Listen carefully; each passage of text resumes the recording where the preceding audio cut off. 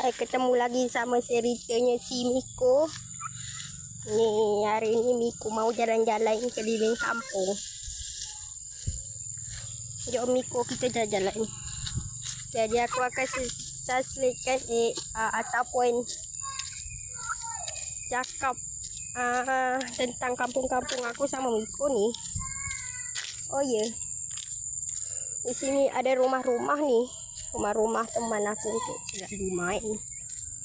Oh ya, aku saja ngomong bahasa Indonesia je kerana saya adalah orang Malaysia. Bersama Miko. Miko, awak ni nak lari ke mana?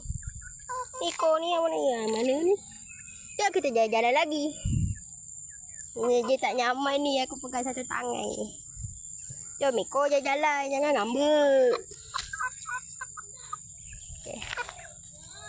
Okey ni. Kita jalan-jalan ni sama Miko. Adalah anak ayam. Okey, jom kita jalan-jalan ni. Biasanya kita main game Roblox, tapi sekarang ni di bulan ni dia nyonya nyata. Kamu malah lompat. Masih enggak nyaman dia. Pakai satu tangan. Dia nyumpah serangga. Jom balik. Dia ni kurang seronok sebabnya dia tak biasa main bawa jalan-jalan pakai tangan satu. Ini dia.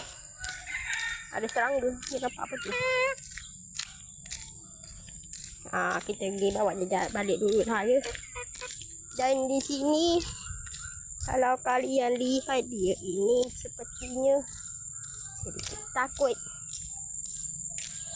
Biasanya dia tak macam ni.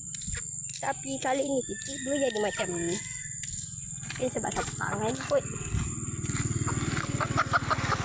Dia malah panik dengan motor dong. Dia malah makan belalang kecil.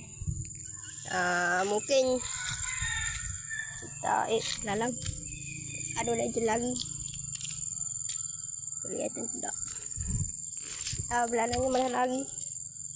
Miko. Gimana Miko? Miko. Oh ni nama dia Miko. Apa dia jalan lagi ke? Dia suka cari belalang lah kat sini pula lah. Mungkin segini sahajalah video kita kali ini bersama si Miko. Miko kurang nyaman sebabnya dipegang oleh kanan sebelahnya lagi. Seperti itu saja. Bye bye.